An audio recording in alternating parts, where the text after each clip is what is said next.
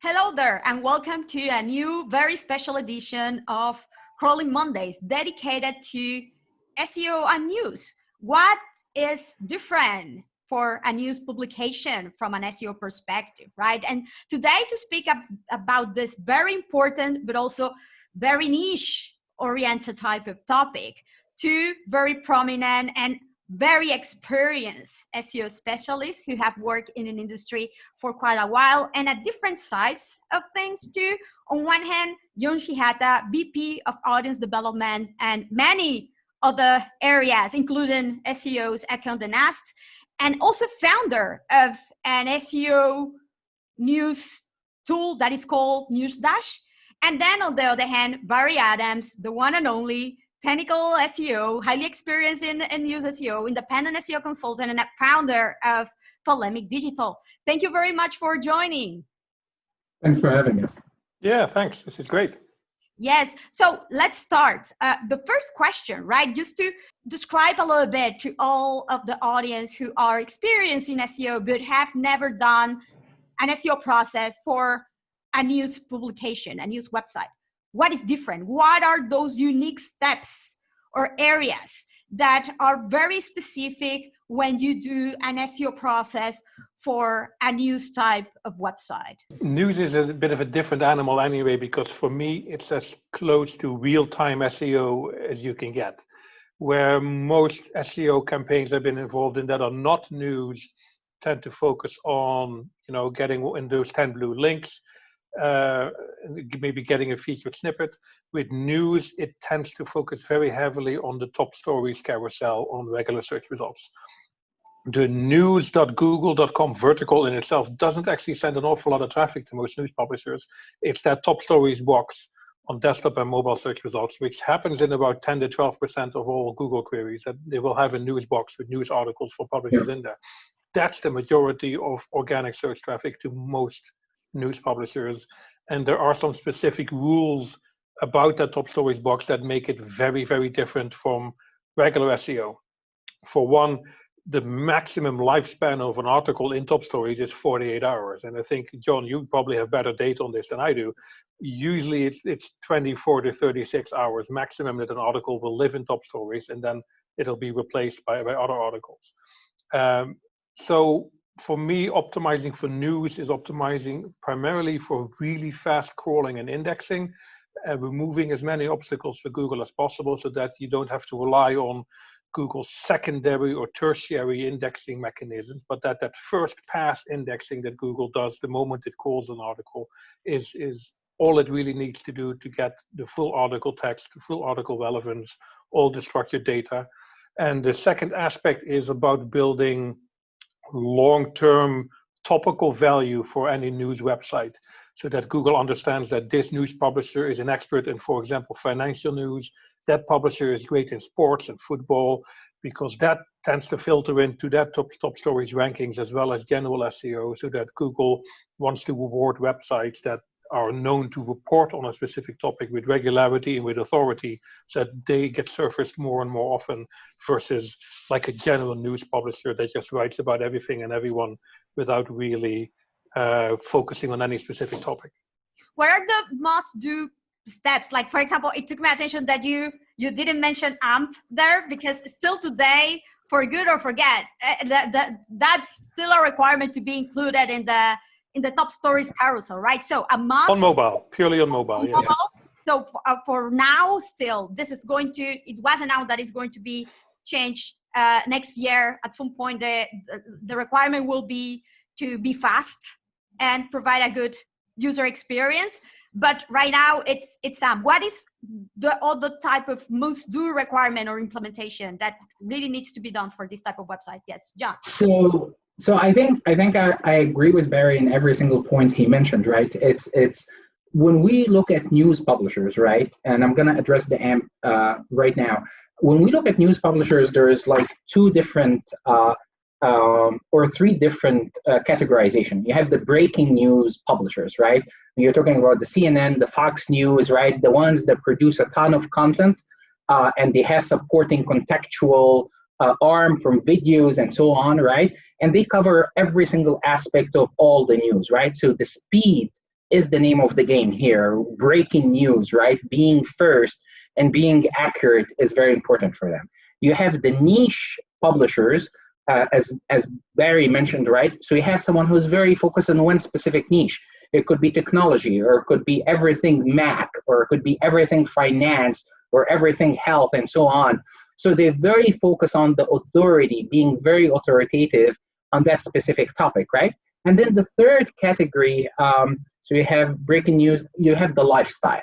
And the lifestyle is still a kind of publishers that they don't write much about breaking news, but it's more like about newsy, but a little bit evergreen kind of content, right? It's like their publication. So they're not after the breaking news and being first, but they after like something new that the users didn't know about a celebrity or a certain way of living and so on. So these are the three things, and I would say that each publisher has a different approach to search. I would say when it comes to AMP, I love AMP, me personally, since it started. I think I got Condé Nast. I think I got Condé Nast, one of the very first partners on AMP. So when AMP started, it was powered by RSS feeds. For people who didn't know that, which we would give Google an RSS feed, and they will take all these AMP URLs and surface it into their AMP stores or news carousels, and now we have moved way far. I think I love AMP because it's fast. When I think of a user experience, and publishers are very guilty of sometimes bad user experience and very slow web pages. You look at their number of call-outs on average in any publisher, it exceeds 150 external call-outs, right? So AMP was a much needed solution for users, right, who wants on mobile age is to view pages very quickly. So till today, AMP is required to be on top stories, which brings most of the traffic, right? But starting in 2021, we don't know when exactly, Google will remove the requirement to have an AMP story to be in top stories. This doesn't mean that the next day publishers will turn it off and call it a day. This really what means is AMP stories will be evaluated against mobile pages, and whoever have the best vital core signals will win. So if you don't fix your own mobile pages and they're still slow, AMP still your lifeline, right? This is the most of the traffic you get from top stories. So if you fix your mobile pages, and it's on bar with your AMP pages, and they're doing good, and you test a little bit, you don't just turn it off, you test on a section, you test for a few days, and you see you getting the same amount of traffic and it's or higher, then you start going away from AMP, because the problem with AMP, it doesn't produce the same revenue as mobile pages. It doesn't convert as mobile and so on. So that's why a lot of publishers don't like AMP. Understood. One important topic here, because at the end of the day, if AMP ended up existing, right, was because, and I have to say, it's true that this is not a particular issue of only publications, right? But let's be honest, publications are some of those websites that have potentially the worst user experience, intrusive type of experience at the end of the day, very heavy reliance on ads, slow loading times as a consequence, right? So this was like, let's say, a workaround. What would you say in the future, right? Like AMP is not a requirement anymore. You will be able to be there without AMP if you are up to being able to optimize your experience, your speed. I think that publications, now that will be viable and a possibility, will commit and will prefer to move and do real efforts on improving speed and experience on the websites to avoid having to rely on AMP, or no? Do you think that they will want to continue relying on AMP for that? I think it depends on the resources available within any given publisher. I know some publishers for whom AMP is a very easy implementation, sometimes even powered by one or two plugins, because, for example, they built it off a WordPress platform, in which case maintaining that AMP development track makes perfect sense, because it's very low effort, very low investment with a high payoff. And it means that, you know, they don't have to worry too much about mobile speed optimization. For other developers, especially the ones who build their site on legacy systems who have multiple layers of technology stacks, maintaining that AMP infrastructure can be very costly, also because the standard tends to evolve. What was valid AMP 2 years ago is not necessarily valid AMP now, and it can be a real pain in the rear end to maintain that level and make sure the AMP articles stay valid. And for those, it might be more worthwhile to say, right, we might just pause the AMP development track, keep it there, but not actively update it, and then switch more resources into making the regular mobile experience as fast as possible, ticking all those core Web Vitals boxes to make sure you fall well below the required thresholds, and see if you can find a sort of a switch over point where you can say, right, let's test the AMP version versus the non-AMP optimized version to see if we can get similar visibility levels, and then they can retire AMP in the long run. I fully agree with John. Once that requirement for AMP for mobile top stories disappears, developers are not going to just flick a switch and ditch AMP altogether. That is going to be a gradual process. And I think that some publishers will just keep AMP because it's easier and it sort of guarantees that optimized aspect for mobile because of the optimizations that Google does on their end anyway in the AMP cache, and know that quick flicking through the top stories carousel that AMP enables. But for other publishers, they might make a different decision in the long run and say, right, we've sunk so much resources into the AMP technology stack that is not, feasible for us to keep doing that if the payoff isn't necessarily there. We might just want to ditch it in the long run and go from a phased approach to get rid of AMP, maybe even section by section or something like that. Yeah. But they can say, right, let's just get rid of it and just focus everything on the main site, which was my problem with AMP in the first place. If Google really wanted to reward fast mobile experiences, they already had a mechanism to measure load speed and measure mobile usability, but they decided, no, you know what, we're going to launch a parallel web standard and shove that down publishers' throats, or otherwise they can kiss mobile search traffic goodbye, and then make everybody adopt that. And then 4 years later, they said, you know what, we're going to just let that one go and slowly start to retire that in typical Google fashion. Yeah, and I would say to Barry's point, right? Google cares about Google, right? So let's put this out there, right?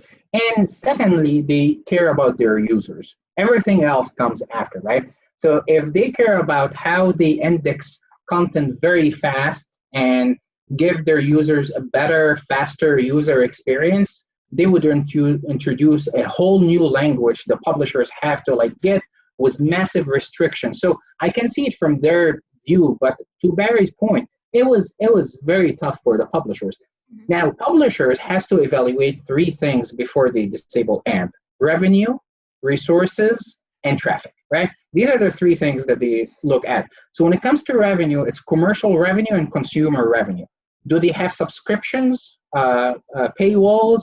Is it mainly all commerce based on ad impressions and so on, right? So this is one thing that they need to evaluate. Two, resources, development resources. Is it easy as plugin, WordPress plugin, which powers 33% of the web, right? So just leave it on. It's not hurting us, and it keeps updated by itself.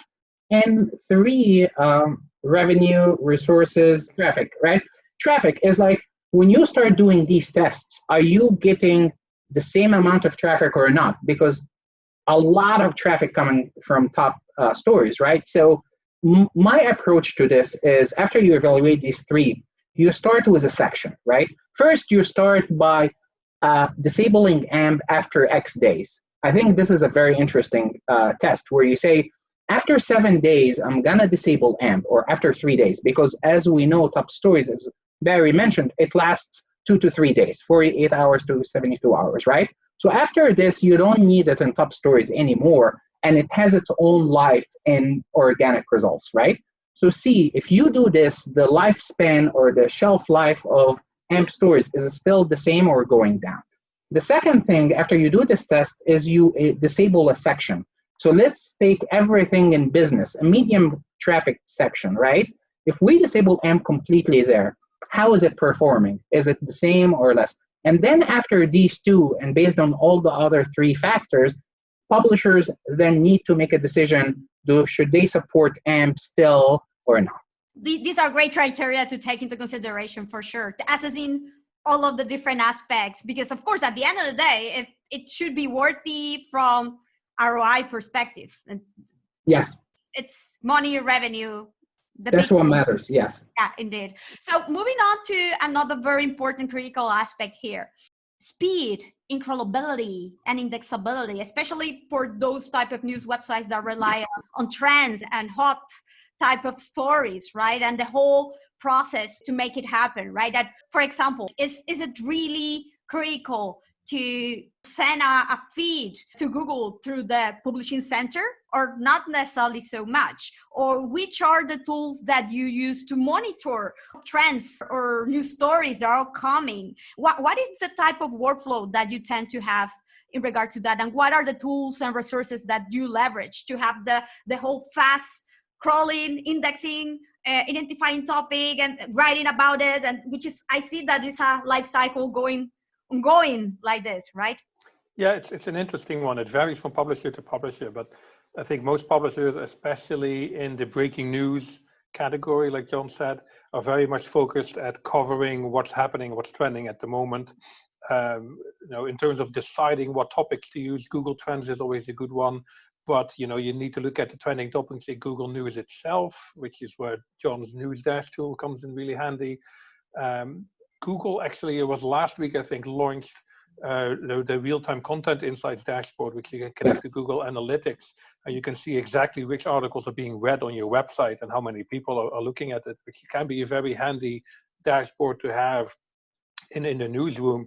But it doesn't tell you what you're not covering. So that's always important. You need to know as a publisher what the current news is on the topics that you want to cover, where you're ranking, if you're ranking for it, and especially what the gaps are, the rankings you just lost, for example, or topics that are trending, which you could write about, but you don't have an article on at the moment. And that's about building those workflows into your editorial structure in such a way that it doesn't necessarily take away from your core journalism, but maybe you have some dedicated people who either send those things out to journalists, or some news publishers I work with have a specific SEO news desk, which is focused on that then can either publish these articles on their own accord or collaborate with a journalist to get an article written in case there is such a gap. And there needs to be some quick action there, which is, one of the things that I really enjoy about working in news, because like we said before, it is such a fast moving industry. And whenever you make an improvement in news, be it on the technical side or the content side, you tend to know within a couple of days whether or not it's working. It's not like regular SEO where you need to wait 3 months to a year before you tend to see the payoff. This is really fast moving stuff. And that can also sometimes go the wrong way when you do something that has the opposite effect of what you wanted to do, and you see that traffic fall off a cliff, which is what you don't want, of course. So it's, I think in the long run, a lot of publishers will tend to gravitate towards very similar editorial processes because those are the tried and tested mechanisms and tend to work the best. But it also tends to differ based on the type of publisher, like John outlined, those 3 main types of publishers. For niche publishers, they tend to focus a little bit less on the breaking news because they have a bit more of a long-term view, and the lifestyle especially is not focused on the breaking news. But there is always that opportunity once in a while, like for example, if you cover video games as a publisher, there's a couple of events every year, like the BlizzCon event, where you will want to have that live feed, that live coverage, or whenever PlayStation launches a new console or whatever. So it's about finding that sort of a balance between building that long-term value and having that good editorial approach that you don't miss the opportunities that quick fire news can offer. The real-time SEO, it's a whole different game in itself, that gives the SEOs the immediate satisfaction of seeing results, more or less like SEM, right? So traditional SEO, you optimize things and you wait for a month to see it happening. With news, is like you running a paid campaign. You do stuff and you see the traffic immediately, right? So this instant gratification is really nice. Now, when it comes to the technical things, I think publishers should use every weapon at their arsenal to get crawled fast and index fast and rank fast, right? So I think in the past we used to use like even Google Plus, because we saw when we put something in Google Plus, it gets crawled after a couple of seconds, right? So whatever is there. So I look at my log files. So I have 18 brands that I look at, right? Log files. And then I analyze how long, what's the period between the time we publish an article and it gets crawled by Google, right? And then I try to see all the different factors that can minimize this time. Is it a link on the homepage that makes the crawling faster? If you remember USA Today, where on the sidebar, they were like having older content with fresh timestamps on the homepage, and Google start like presenting those because they were on homepage. If adding an RSS feed to Google Search Console works, right? Google News XML site maps, testing with the live API, right? Right now it should be only for jobs and events and so on, but I have seen people testing it for other types of content and it works, right? So there's a lot of ways that you can push content to Google very fast. The other thing also, Google is taking into consideration user expectations. If you search for sports, users are expecting that ESPN in the results, which means Google will get out of their way, even if the site is good or bad technically, right, to get the content from there. I know a couple of sites that their technical infrastructure is not that great, but users were expecting that that site appears for that search, right? So they will do their best. They will render their JavaScript for them. They will do everything to make sure that they get their content into the search results, right? So there's some user expectations, but these are what I call the golden sites. There are very few in every niche. It doesn't apply to 99% of the users.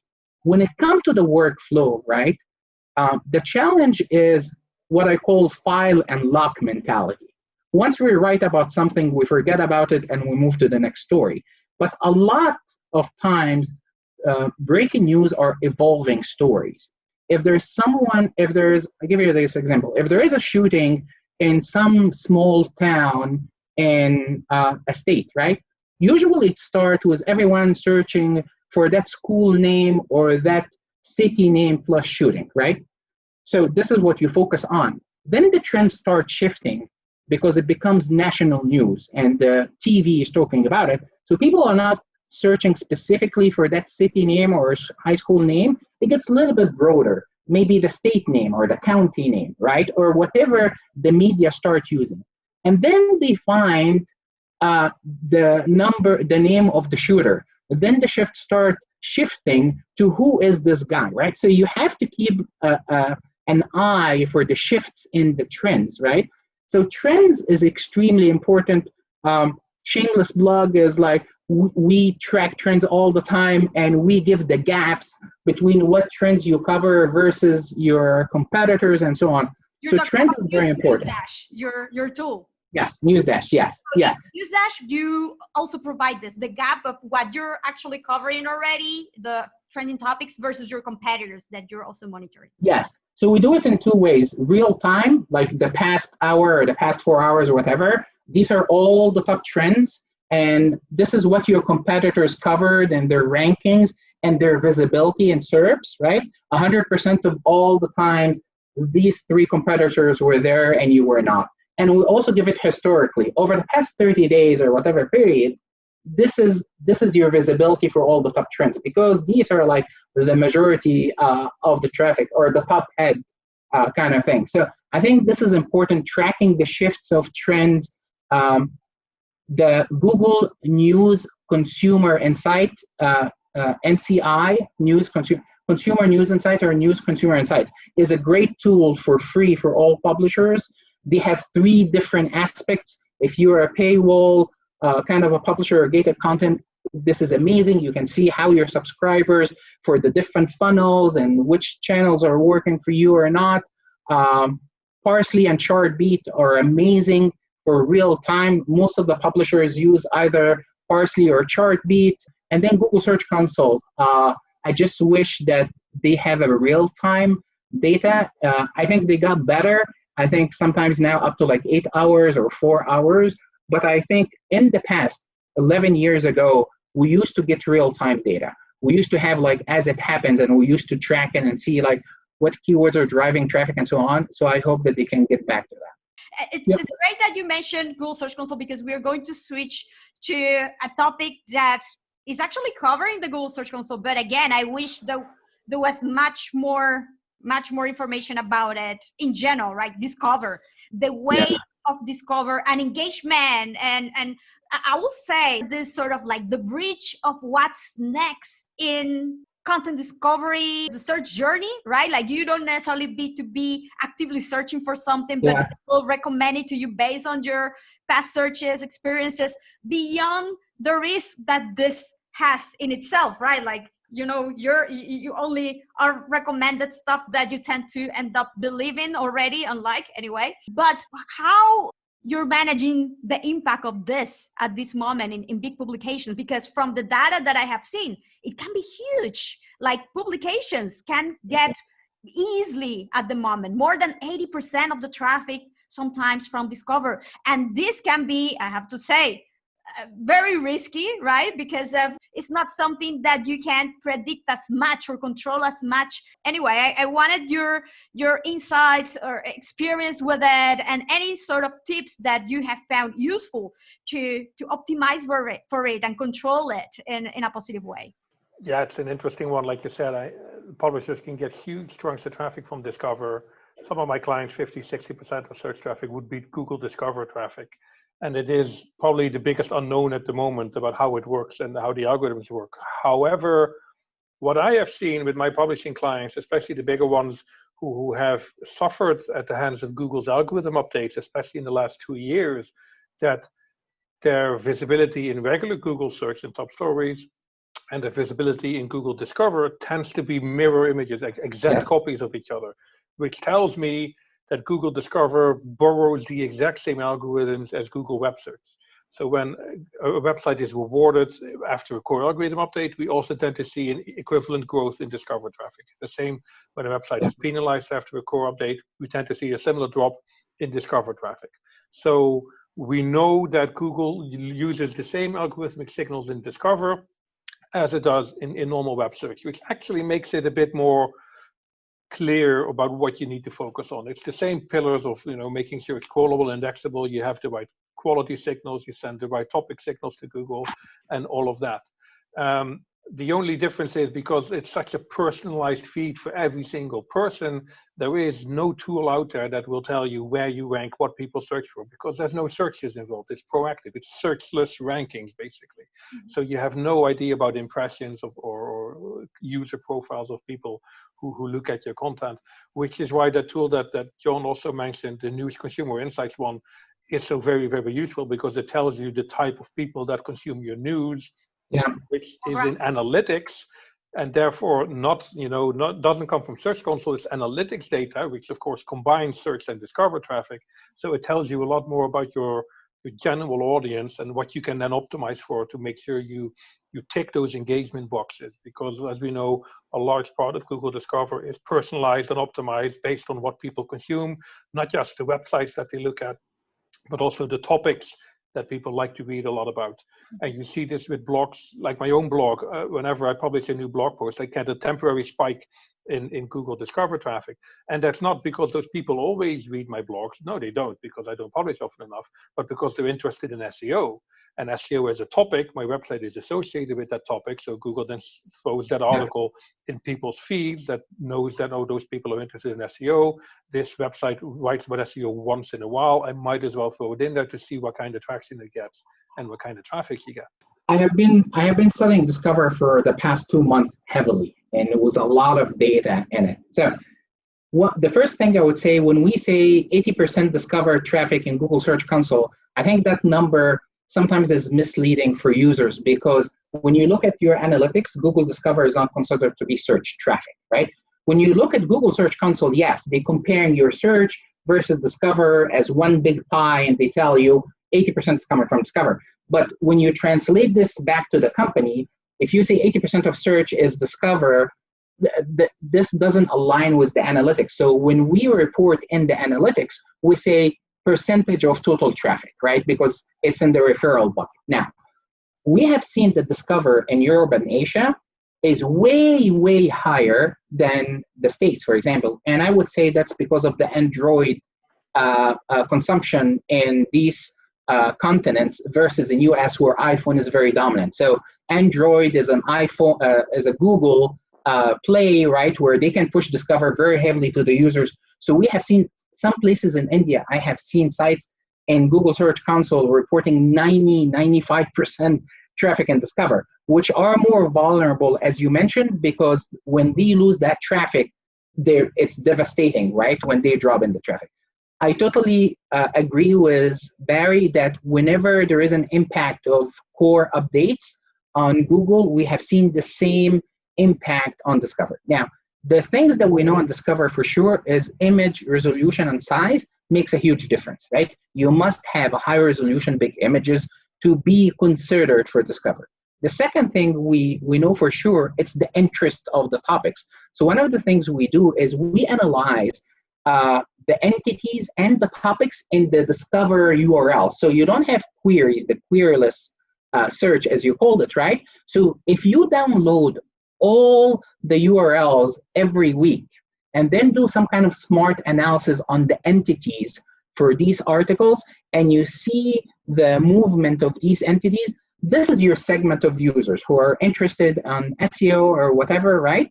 And then Google keeps pushing that. So focus on these entities and these topics, because this is what Google identified as your very high relevant users. The third thing is there is a high correlation, at least in the US, between buzz and Discover. So I downloaded like 18 different metrics internally on the site and externally from all different sources of traffic and engagements. And I have seen a huge correlation between Twitter engagement and Discover in US. Now, this is not true for other countries because Germany, for example, Twitter is very small, so it's not that correlation. But buzz, and at least in US, buzz or Twitter specifically, and Discover, there is some kind of a correlation there. So these are the top things. I also seen that the topics that you are strong for in Google News usually work well for you and Discover. So there is some kind of authority play there, but there's so much to discover. Oh, and location. Location is very important, especially for local news. So it works very well. Yeah, it's funny that you mentioned location, because in my case, for example, as you know, sometimes I do testing and I change the location of my mobile to do international type of validation with clients, and then sometimes I don't even trust what DPMs tell me, whatever. I go and check it myself directly on my mobile. And then, speaking about this and the influence on Discover, I start to get a lot of, even if I remove it and I change it back, for a while, my feed is like stuck. And then I start getting, for example, if I change to the UK for a while, I start getting recommendation for British expats in Spain. And I was like, oh, was it because I was searching in English from Spain, and I changing back and forth from the UK to Spain? It's funny the role that it can have, for sure. Yeah. Location is very dominant in Discover, not only in a country level, but even cities, right? When you move from one location within the same country to another location within the country, we have seen a shift in the Discover feed from one place to another place. And this is great. So to start wrapping up, given the most common issues and challenges that you have found in publication and news type of websites, which you will say are your top tips? Those usually not necessarily as well covered and sometimes even misunderstood or overlooked. Yeah, for me, some of the more common problems I see with news publishers is that they try to do too many different things. Like a publisher that wants to cover all of technology and therefore covers everything quite shallowly and doesn't produce enough content to really be seen as a sort of an expert voice in tech. This is especially true for new startup websites that have grand ideas. And my recommendation for those would be focus on one thing first and then see about expanding later on. So rather than focusing on all technology, maybe focus on one particular aspect of technology like smartphones, or even within smartphones that focus on Android phones, for example, and then build up from that basis to see if you can actually grow that site and get that traction and build that editorial expertise as well. And from a technical point of view, news SEO is one of the few areas where having clean code is actually quite important. Because of that, the speed of news, and Google tends not to perform those secondary and tertiary indexing levels, like completely rendering a page. That tends not to happen for most news publishers. So you have to have clean HTML source code where the article can be very easily extracted from the entire code. And I even found that Google has sort of a size limit in the amount of HTML it'll process in that first pass indexing before it just gives up and says, yeah, this is just gibberish. So you want to keep that code lean and clean, not rely on any client-side JavaScript, and make sure that the article from the opening headline all the way down to the closing paragraph can be very easily extracted, plus, of course, having the news article structured data implemented as well. This is great. On my side, I would say the technical side is the speed and the user experience. I think most of publishers are guilty of cramming so much stuff on one page, right? And you still have seen like a bigger, like really big publishers that when you look at their homepage, still look or feel like it's a newspaper, right? So there is we're guilty of that, right? So speed will become more and more important, and user experience will become very, very important. On the editorial side, I think there's two things. One is the file and lock mentality. We wrote the story, we're done with it, let's move to the next one. I think maybe this is more in the lifestyle stuff, right? The breaking news is like, we have to be fast and accurate. We will never sacrifice accuracy for being fast, but being fast is really important here. And finally, I would say that there's a lot of publishers still believe that they are the makers of the trends. And sometimes that's true, but for one story a year. But most of the time, users are searching for what's trending out there. Most of the time, it's driven by TV and what's happening around there. So there should be a good balance between opinion pieces and other stuff. Yeah, indeed, 100%. And thank you very much for bringing the editorial aspect. Still today, do you find challenging to influence, for example, that journalists follow certain best practices, even if the more readier type of platforms or CMSs that are able to even suggest or validate the usage of metadata, for example? Yeah, it's less and less of an issue, if I'm honest, because the publishers who haven't been able to adapt have started to lose out. So they've had to adapt because the traffic just hasn't appeared. And for me, it always was a bit of a false argument. You know, I remember having conversations when I first started working in news SEO with journalists who felt that optimizing for search was a pollution of their craft. But then I would just bounce back at them, right? But you've optimized for print headlines all this time. You've optimized for somebody walking by a newsstand, seeing the printed paper lying there, making sure your front page headline stands out. This is no different. This is just an evolution of that concept. So you need to look at it like that. You're optimizing for someone scrolling down a web page to make sure your headline stands out. And of course, making sure the headline is visible there in the first place. And once you plant that seed, the rest tends to fall into place fairly naturally after that. And the journalists who are inherently resistant against optimizing for SEO, they tend not to last. Or they tend to have a buffer between them and the article being published on their website, you know, so that there is at least one person with an SEO brain who is able to tweak that and optimize it. And I think it's become almost a non-conversation nowadays. I think nearly everybody involved with online publishing realizes the importance of optimizing for SEO. And the best publishers I work with have several optimization fields built in, right? This is your title for SEO and your image for SEO. This is your title, image, and description for Facebook. This is the one for Twitter, etc., so that they make maximum use of the possibilities of every single platform that article will be shown on, and making sure that it is optimized to tap into the algorithms that are specific for that platform. And those are the ones that tend to be the most successful in the long run. Thank you very much for all the insights, all what you have shared from all of the years that you have of experience working in SEO for news publications. I really appreciate it. If you want to learn more and know more about this topic, you know where to follow them. You will see their Twitter handles too and websites. Jan, Barry, thank you very much for coming Thank you today. for And having if you me. have also any questions, also doubts, you can also please do that. Leave your questions in the comments below. This is me being a good YouTuber here. Like the video to subscribe to the channel because more videos like this are coming. Thank you very much for your attention again and have a good day. Bye-bye.